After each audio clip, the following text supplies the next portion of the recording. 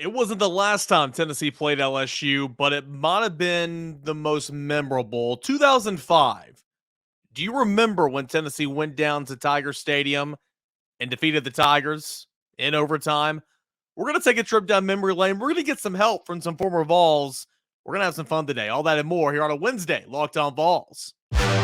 You are Locked On Vols, your daily podcast on the Tennessee Volunteers.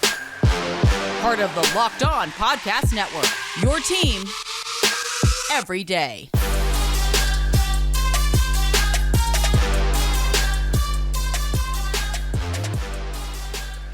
Hey everybody, welcome into it. This is your Wednesday edition of Locked On Vols. I'm your host, Eric Kane. So glad to have you guys along for the ride and making Locked On Vols your first listen each and every single day. I can't thank you enough. And of course, today's episode is brought to you in part by BetOnline.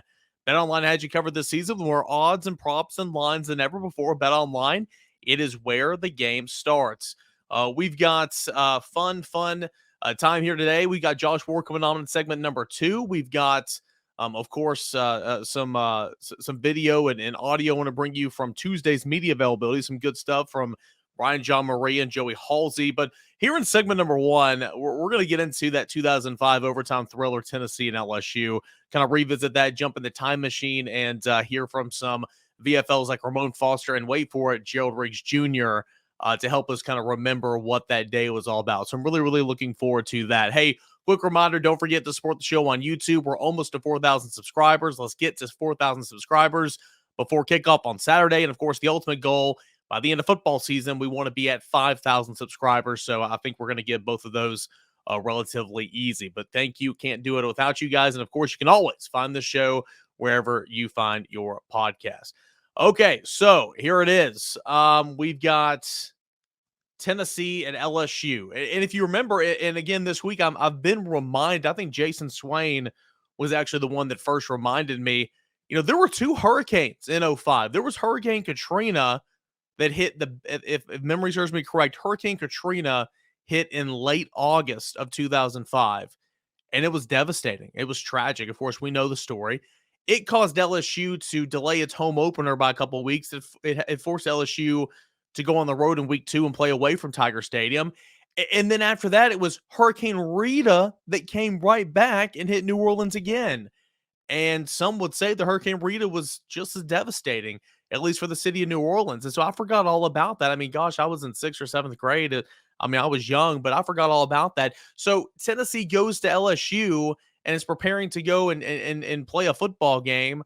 And it's like September 27th or 28th or something like that.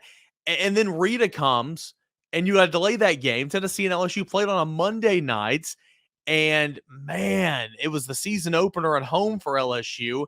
It was just wild. I mean, it was absolutely wild. And of course, your hearts and your prayers and all that. It's with the city of New Orleans, just like it's with the people in Florida from Ian right now. But goodness gracious, it's just, that you talk about a football game that was a thrill a minute. I mean, that was Tennessee and LSU. Tennessee at the point in time, I mean, they were losing by 3 scores. I think it was 21-0 midway through the second quarter. Tennessee didn't get on the board until the 7:54 mark of the third quarter, and they had to kind of wake up, right? And it was Rick Clausen who came in for an injured Eric Ainge to lead that comeback. I used to work with Ainge, and we're good buddies, so I can make fun of him. I mean, that's that's when he got twirled around through the interception and hit his head on the goalpost. Rick Clausen came in, and that's kind of all she wrote for that season in terms of quarterback play. Of course, Ainge came back and had a fine senior season. He played as a junior too, but had a fine senior season in 2007. But, I mean, that was Rick Clausen's team at that point, orchestrating a 3-touchdown come-from-behind victory on the road in the SEC on a Monday Night Football in New Orleans. So Tennessee got on the board, scored its first touchdown midway through the third quarter. It was I think an 8-yard touchdown pass from Rick Clausen to Brett Smith, 21-7. Tennessee gives up another field goal later in the third quarter. So entering the fourth quarter, Tennessee's down 24-7. Tennessee gets on the board again. Rick Clausen, 1-yard touchdown, 24-14. That's at 9:35 in the fourth quarter. Gerald Riggs Jr., a 1-yard touchdown run, makes it 24-21. And then James Wilhoit kicks a 28-yard field goal. Just a little over 2 minutes left. It's 24 all, and this game is heading into overtime. Tennessee holds it defensively. to a field goal for LSU. They get 27-24 lead in the first possession overtime. And then it was Gerald Riggs Jr. who rumbles in from 1 yard. Tennessee walks off a winner 30-27 in overtime. Again, that was a long time ago. And some of you people listening right now are much older than me and probably remember it a little bit better. No disrespect, of course. But I don't remember this game much, right? Because I was young, but I do remember it, and what a time. So I asked these former Vols if they would help me remember and kind of just tell me what that game was like. The first clip that I'm going to play for you, you're going to see if you're watching on YouTube, you're going to hear if you're listening to this podcast. It is coming from the VFL Players Lounge. This is a game day podcast that I host on game days. Game day podcast that I host on game days. Over at VolQuest.com. So if you haven't, shameless plug, if you haven't heard or checked it out, every single game day, VolQuest.com. It's the VFL Players Lounge. I have a rotating panel of former Vols that come onto the show, and they help me break down the matchup. So this week, Jason Swain and Gerald Riggs Jr. are on the show. I've already gotten ahead of the game and recorded it for this week because obviously I'm going to be traveling here in a minute. And so this is a little bit of a clip that is coming on the episode Saturday to preview the LSU game. You need to check it out. The full episode, it'll be up on Saturday, volquest.com. But anyway, here's about a 2-minute clip from Gerald Riggs Jr. on what he remembers from this football game. Of course, he's the one that scored the game-winning touchdown. Roller coaster, man. Definitely a roller coaster. I mean, starting from really that Friday leading up to the game. You know, we normally have a routine that we get into and everything to go to the game and travel and get set up and go through that whole process. And I just remember, you know, them telling us, all right, guys, we're not going to be able to travel today. We're going to play the game on Sunday. So we're going to travel till Saturday. We're going to travel tomorrow. And then obviously that trickled over into Sunday. And then they said, all right, guys, well, here's the deal. We're going to get up Monday morning. We're going to go play the game, travel, play the game Monday night, and come back. I can't believe y'all traveled and played on the same day. Yeah, that was one of the craziest things. You know, it took you back to high school almost, kind of sense. You know what I mean? Getting on the bus, going to the game. But it was much different, you know, obviously being on a plane. And, you know, we had a much different process from that standpoint of how everybody liked to prepare. And when, you know, I think everybody can agree that I was in that situation. You know, we were just kind of in a fog that first half. You know, it wasn't like they were doing anything special. We just couldn't get anything right. You know, we were just in a fog. You know, everybody was kind of like, all right, man, you know, trying to get going. It's like getting out of bed in the morning. You know what I mean? As old guys now, you try to get your legs going a little bit. You're like, takes you a few minutes. You know what I mean? So, you know, once we were able to I remember we came in at halftime and, you know, there's a little bit of back and forth going on just in terms of what, you know, what needed to be done, kind of what the deal was. And, you know, had coach come in and just kind of tell everybody, hey, man, chill out. You know what I mean? And in so many different words, but chill out. And, you know, let's just settle down and play some football. And I think and once, you know, we got back into once we came out in that second half, you know, having, you know, obviously Eric got hurt in that game. But when Rick came in, you know, that kind of settled everybody too. You know what I mean? Because Rick was everybody's guy. And when, you know, getting in that game and the way that he operated at that position at the time, you know, just kind of settled everybody down. And when we came in that second half, we just got back to doing what we knew how to do. And that's just going out and, you know, and playing good football, man, playing, you know, and executing. And that's what we were able to do, man. We just, you know, trickled away at it, you know, one play at a time. LSU definitely got tired. I mean, they came out with everything they had early in that ball game. And we were a well-conditioned team. I don't believe that there was any other program in the country that was as conditioned as we were. So, you know, for us to be able to kind of rely on that in that game as well. And we just, like I said, we just trickled away, man, in the second half and play by play, and we're eventually able to come back. That's awesome stuff. And again, if you liked what you just heard, like what you just saw, please, VolQuest.com on Saturday to get ready for the Tennessee LSU. It'll be Jason Swain and more from Gerald Riggs Jr. 45 minutes of that type of stuff. That's at VolQuest.com. All right, so you heard from the running back who scored that game-winning touchdown. What about a lineman who blocked for him? Ramon Foster, friend of the show, of course, co-host of Ramon, Will, and now Kayla on 104.5 The Zone in the morning. He recounts that last play and, of course, the overall just journey that road trip was for Tennessee, taking down LSU back in 2005. I remember that game distinctly, simply because Katrina had just happened. We all were watching the news and wondering, okay, are we going to play football? What's going to be the tenor of the game? How do we go down to Baton Rouge and play this game? Flying into Baton Rouge and New Orleans, seeing what the city looked like from above, and just driving through those streets and just like, wow, there was devastation here. But lo and behold, we have a college football game to be played. I felt like it was decided later in the week that we were going to be okay to go play that game. We get there, and I never forget, it was like everybody's escape as far as Baton Rouge and Louisiana State football fans go. That crowd was rowdy. That crowd was everything that you need. I felt like we flew down and almost played the same day, if I'm not mistaken. But I'm a young guy. I'm on the sideline. Rob Smith was actually the left guard starting that game. Somehow he gets injured in the game, and I'm in. And I was the sixth offensive lineman at the time. Anthony Parker was starting at center. Aaron Sears was in the game. Like, we had a really good offensive line. Eric Young was in. I think that was his first time starting. I get into the game after Rob gets injured. I'm just thinking to myself, wow, I know I had a good spring. I think I had just gotten most improved that year. So they had confidence in me, but I didn't know what I didn't know going on the road and playing in that environment. And again, this is a crowd. This is a team looking for response to the devastation that a lot of those players had had. The game is close. We're back and forth. We're playing it exactly as we need to. And my number is called to be the guy that's going to go block on the goal line. They called a play, and it was a simple pull and kick out to the outside edge. And what's so interesting about that is I pull, kick out, wasn't the best block, but it was enough that if the guy that I was blocking had grabbed G. Riggs, he wouldn't have gotten in. If you look at him, he was one-on-one with, I feel like, the linebacker or safety. He mushes through the line of scrimmage, man. I turn around, watch him. My hands are thrown up in the air. He's celebrating. I think he spiked the ball. What a time, and I'm hoping we can do that all over again this week down at Death Valley. Go Vols. Awesome stuff there from Ramon Foster and Gerald Riggs Jr. So I really do appreciate those guys. But I just thought it'd be funny. Let's revisit that 2005 game.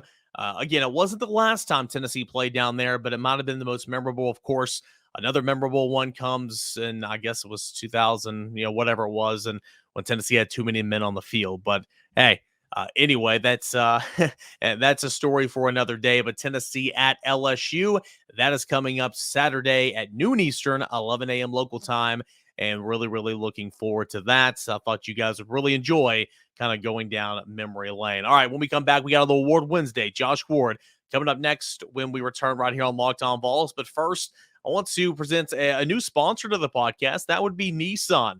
Our partners at Nissan have worked with us to create a new segment across the Locked On College Network titled Thrilling Moments, where we highlight the most exciting play from the Tennessee Volunteers weekend game throughout the history of our alma mater. This week's Thrilling Moments, it comes from it's actually not going to be Tennessee because obviously Tennessee didn't play this past weekend, but let's go LSU, the team Tennessee's about to play this weekend, and the Auburn game. LSU's trailing 17-0. They need a spark defensively. One-time football commits B.J. Ojolari for Tennessee. Now, of course, he went to LSU. He comes up with a big play, strip sacks. Robbie Ashford picks up the football, and they go and score a defensive touchdown. What a game-changing moment, and the opportunities that are going to be presented, or the challenges that are going to be presented for Tennessee and trying to block that young man in B.J. Ojolari. So Tennessee's really going to have to do what they can to try to limit that. I think 6-man, 7-man protections and stuff. But that play against Auburn really got them off the snide and helped them come back and erase a 17-point deficit and win that football game. So again, this segment, it's been inspired by the thrilling new designs featured across Nissan's new lineup of vehicles. Pursue what thrills you in an all-new Frontier Pathfinder today, available now at nissanusa.com. The thrilling moments goes beyond traditional spots and dots to originally tie Nissan messaging into the content of the show every single week. We're going to do it right here on Locked On Vols. Big thank you to Nissan, proud sponsors of the Locked On Podcast Network.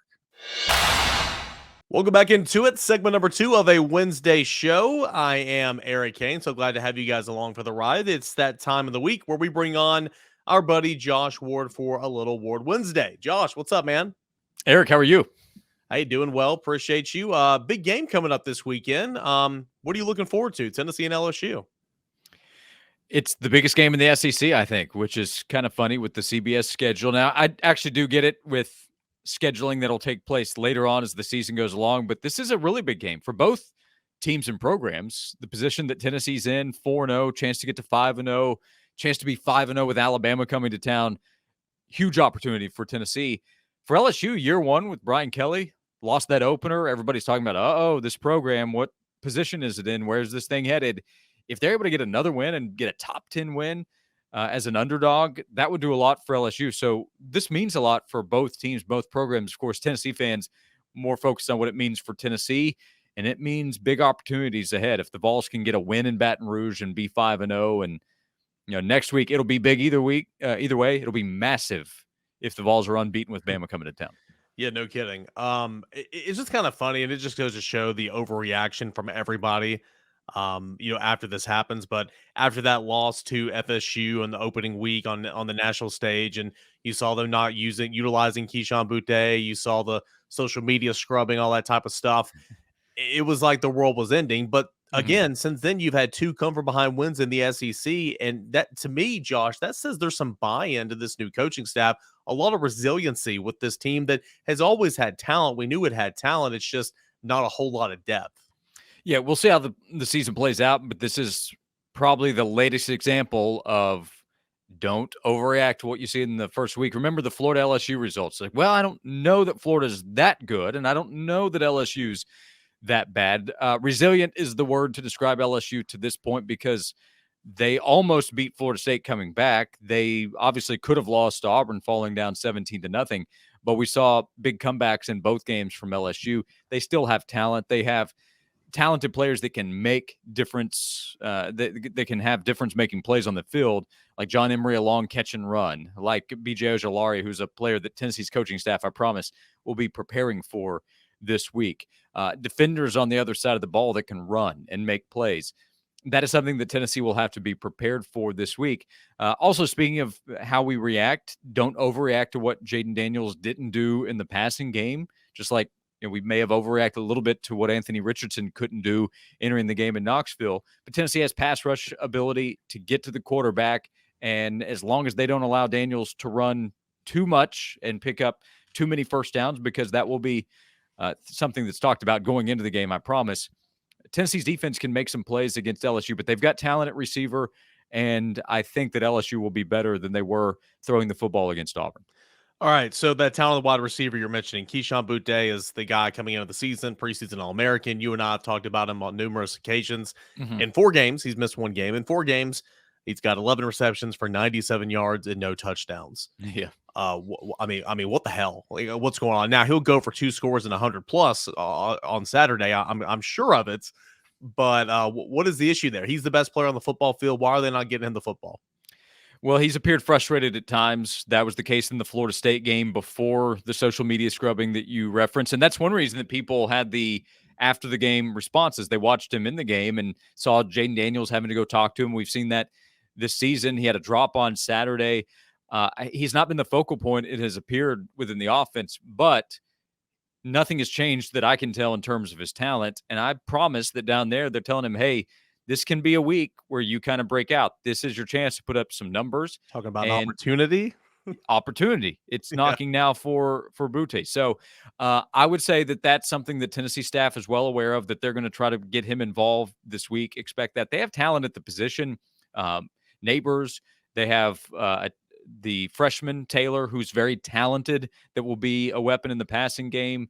Beck is somebody that I think they still trust in the passing offense. So, Daniels, let's see what they ask him to do. I imagine out of the backfield, they'll look at running backs with an opportunity against Tennessee's linebackers. That'll be something that's talked about. But that was the biggest concern, if that's the right description, biggest question mark coming out of the Florida game is, hey, what happened with our pass defense? What's going on with the secondary? We have the Warren Burrell news, D. Williams coming back, being available.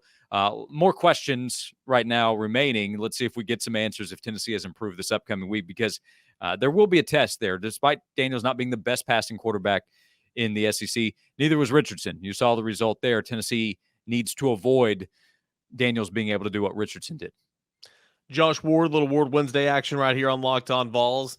One of the most intriguing storylines I have for this week, of course, Hendon Hooker, the passing game with Tennessee. That secondary for LSU, that defense for LSU so far has been really good. I understand 2 blowout wins. It skews the stats a little bit, but defense giving up 14.8 points per game, looking good. But that secondary, you got Jay Ward, who leads the team in tackles. He's at safety. He's an LSU guy, but 2 safety transfers from Arkansas, and Joe Faucia and Greg Brooks. Faucia had 75 tackles a season ago. Brooks was a 3-year starter for Arkansas. 3 cornerback transfers. Savion Banks, who actually was injured on that first play of the game. He's a transfer from Ohio State who had 15 starts in his career coming into this year. Mekhi Garner, who had 19 starts at Louisiana. And Jarrah Bernard Converse, who had 47 straight starts entering the season at Oklahoma State. I mean, it's patchwork, but it's a group that is experienced in the back end. How will that group combat a Hendon Hooker? We'll see if Cedric Tillman goes this week. I still think it's slim odds there. But Brew McCoy, Jalen Hyatt, Hendon Hooker, I'm intrigued to see what that looks like because, again, defense has been good, but they've not seen a challenge like they're going to see. They saw Will Rogers, but this will be a different type of challenge with Hendon Hooker in Tennessee. Yep. By the way, that's a secondary where Tennessee fans are saying, hey, can we do that this offseason? Bring some guys in. And recruiting, by the way, is a factor there too. Bring in some guys that they will hope push next year in the secondary. But as far as this matchup, let's see. Brooks made a game-changing or saving, however you want to describe it, play the other night against Auburn where they were able to read what was coming, and he went and literally took the football away from a receiver who was about to make a nice play to continue the drive late.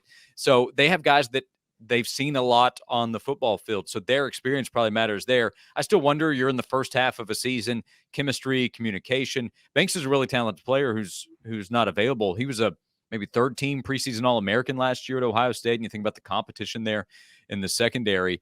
But let's see in this matchup against Tennessee's wide receivers, which will, I think, most likely not include Cedric Tillman. Like right now, plan for him to not be available. So Ramel Keaton, Brew McCoy, Jalen Hyatt, who can run. Let's see the physical matchup with Brew McCoy, who's really been important for Tennessee. Not necessarily prolific compared to Cedric Tillman and what he was able to do and the number of targets and attention, but Brew's a player that needed to step up against Florida and made important plays against Pittsburgh. So I don't think going on the road they'll be affected by that part, but there's more talent probably back there, and doesn't mean that they can't make mistakes and that they won't have a busted coverage or two. But Florida made some just devastating mistakes defensively. I don't necessarily expect that from LSU, but Josh Heupel's really good. It was interesting, Brian Kelly in his press conference talking about Tennessee, as fast as the Vols go, doesn't see as much motion, and that should allow his team to line up. But I don't think it's that easy. You can still get some players confused on that side of the ball if Tennessee's going really quickly, because you have to make smart decisions in a hurry. The experience helps. Is the communication there? That would be one of the questions I have on LSU side going in. Also, correct me if I'm wrong, and I may be wrong. Maybe I'm misremembering this, Roger Clemens. But wasn't the busted play from Trey Dean when Brew went for 70 yards, wasn't that off motion? I don't recall. Maybe so. Maybe it was, and it led to confusion on the back end. From just going to say, side. Like, Tennessee will motion still. Yeah, for sure. You had, Jacob Warren was simply lined up in the backfield and was lost right when he ran down the seam, if I remember the play correctly. And Florida just didn't find him there. So, that kind of mistake I would not expect from LSU. I thought when Brian Kelly made the comment that he did without going back and breaking down percentages, that seemed to oversimplify what Tennessee does offensively. I don't think it's that easy, but there's talent on LSU side defensively. Ojulari is a difference maker up front, and that'll be a factor containing him, making sure that he can't get to Hendon Hooker. One of the most important things, I think, pretty obviously, will be protecting Hendon both in the pocket and him protecting himself running the football, because that's just a factor in Tennessee's offense. Can the Vols run the ball? And how involved is Hendon running the ball against LSU's defense that can run and can hit? Yep, BJ Ojulari. is an issue. You got to neutralize him. A lot of six-man protections, I would assume, and maybe that won't be enough, but we will find out. Josh, I know it's midway through the week, and I know you might be saving this for later in the week, but any thoughts on a win-loss prediction for Saturday? I lean Tennessee. I'm not dead set on a prediction, honestly, because preseason I thought LSU. I do think it helps that the game's early, but that doesn't make it easy for Tennessee. Kicking the game off early. I just think that compared to playing later, it's more favorable for Tennessee considering the alternative. But my prediction is that it's going to be a weird game. Couple of wild things are going to happen that change it one way or the other, and I think it comes down to the wire. So, could Tennessee go down there and win by a couple of touchdowns? I guess so, but considering the way the Pittsburgh game went and considering how Tennessee had to fight until the very end against Florida on the road against a team that sees a big opportunity on LSU's side, I lean Tennessee right now, but I'll have a final pick late in the week. Weird action is my prediction for this game. As your coworker would say, it's kegs and eggs time, baby. 11 a.m. local time. Kick that being Tyler Ivins. If you didn't get the arrogance from that comment, that's definitely an Ivins quote there. Josh, yeah, I'm more on the beignet side, by the way. Beignets, some coffee to kick this early game off. Of course, you dad of three and me, talking about it, yeah, and maybe the Admiral way too. Josh, appreciate it, man. Thanks so much. Thank you. All right, every Wednesday, Josh Ward right here on Locked On Vols. Hey, BetOnline.net, the number one source for all your football betting information this season. You'll find all the latest player developments, the team matchups, news, podcasts, in-depth articles, analysis on every single game you can find. Have you seen the latest Heisman odds for Hendon Hooker? Odds are good. We're talking 12-1 here in terms of BetOnline. I mean, it's pretty incredible when you think about it, right? It's only 4 games in, long way to go. I mean, but it's still pretty incredible to think about. And you can find that one and more at betonline.net. Remain your continued source on your sports wagering information, live betting, up-to-date minutes and scores for every single sport out there. The latest and easiest way to check in on your favorite games. Major League Baseball playoffs, they start in a matter of days. MMA, boxing, and golf. Head on over to betonline.net or use your mobile device to learn about the latest trends and all of the action. BetOnline, it is where the game starts. Welcome back here to Locked On Vols, this Wednesday edition. We got a fun shows coming up the rest of the week. Looking forward to hopefully catching up with another VFL if we can get it worked out. I'm obviously going to catch up with Boogie Bentley again. That's going to be a Friday staple here on Locked On Vols. I'm looking forward to that and a whole lot more as we get you set for Tennessee and LSU. All right, so media availability on Tuesday. Joey Halsey, quarterback's coach, Brian Jean-Marie, linebackers coach, spoke to the media along with a couple of different players. But I took some audio. We're going to play the video and audio up for you guys here. Some good stuff from these assistant coaches. Hendon Hooker, one of the leaders among SEC quarterbacks in quarterback rating and yards per completion. I mean, that's how good he's playing right now. Joey Halsey, how good is Hendon Hooker playing right now? Yeah, Hendon's playing at an extremely high level right now. He's earned everything he's getting. That guy puts more time in preparation than anyone I've ever been around. And you're seeing all that pay off. And it didn't start in season. It started in January when he decided to come back. He was making an effort to be one of the top quarterbacks in the country. And right now that's what you're seeing is the fruit of that labor because he is playing at an extremely high level right now. Later in that press conference, Joey Halsey, the quarterback's coach for Tennessee, asked about the impact that Hendon Hooker has with his legs, but also, the balance of trying to keep him healthy, sliding, running out of bounds, protecting that body. But, as coaches, how do you kind of balance that line? Because the thing that gives them an edge is that running ability. Here's what Joey Halsey had to say on just that. Yeah, we've always discussed being intelligent situationally as far as taking care of yourself. Talked to it a bunch about him. We talked to it in pregame, talked to it leading up to it, talked to him on the sidelines. But at the end of the day, one of the best things about Hendon is he's the fiercest competitor I've ever been around.